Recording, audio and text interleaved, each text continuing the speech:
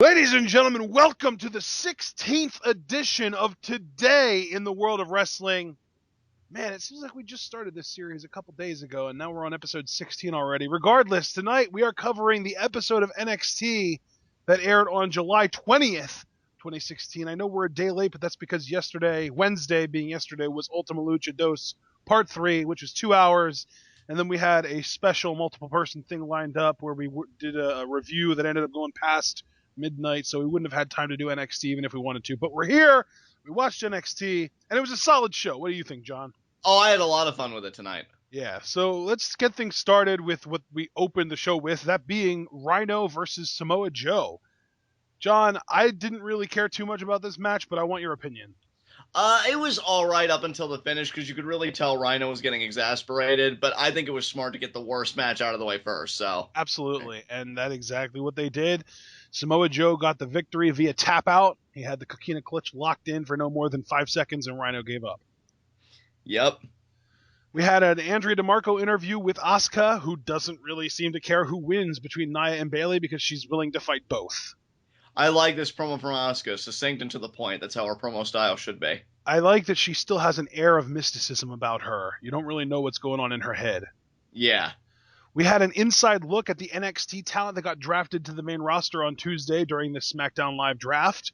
Finn, American Alpha, Nia, Bliss, Mojo, and Carmella all had videos uploaded to WWE's YouTube channel that the NXT then took and used for this compilation, and it was well done.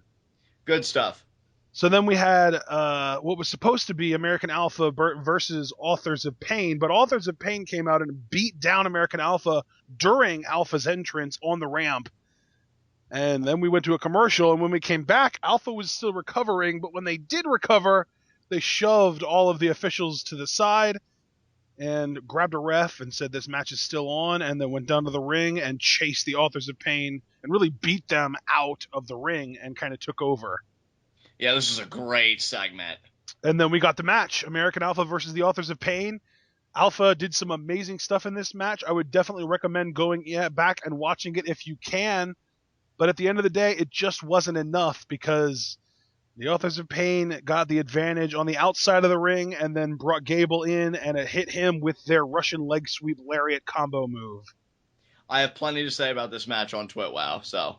Awesome. So then we had another interview here. Cathy Kelley interviewing The Revival. They broke down Alpha for the Authors of Pain and made them a little bit easier to beat. And they said that nobody can beat them. They're the best tag team in NXT.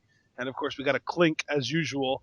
But then Johnny Gargano and Tommaso Ciampa, if you recall, defeated The Revival 1 week before Revival got the second championship run that they've been bragging about. And they show up and they basically just say, oh yeah? No one can beat you? Well, we did. The only thing we haven't done is wear those belts. Tick-tock, boys. Tick-tock. Great segment to really get this feud going now. Hideo Itami returns in 2 weeks, and that's really exciting. And then we had our third match of the night, Patrick Clark from Tough Enough versus Austin Aries. Now, sadly, Patrick Clark didn't really get to show anything in this other than that he is an athletic freak as far as he can do springboards, and he can sell like a son of a bitch. But Austin Aries hit a shin buster, suplex, face buster combo into a last chancery, which Patrick Clark tapped to even faster than Rhyno to the Coquina clutch. Yeah, Patrick Clark got jobbed out because he tapped out. So there you go. And then we had a post-match beatdown where No Way Jose comes down and attacks Austin Aries. He did, I think Jose showed some real babyface fire here. This was some good stuff, and the refs managed to separate them. Love that he got more serious as it relates to him beating down Aries. Great stuff. Yeah, I think he's got a lot of upside. So then we get to our main event, our fourth match of the night, Nia Jax versus Bayley in what is sort of an implied women's championship #1 contendership match. And Nia dominates most of the match. Bayley had quite a few little comeback spots in there where she kind of fought up from underneath, but Nia just kind of kept squashing her. Nia, however, ended up getting a little too cocky, had the opportunity to win the match with one of her leg drops, but decided to really overdo it and go to the middle rope for an even higher impact leg drop. But Bayley outsmarted her, got up to the middle rope, grabbed her in a Bayley to belly hugplex, and picked up the victory over Nia Jax. Of the 3 matches these 2 women have had, I thought this was the best one. Great I stuff. won't disagree with that, but I still have complaints about it, and we'll talk about that on TitWoW. That being said, ladies and gentlemen, that's how the show closes, so we will see you for our full TitWoW review. Stay tuned.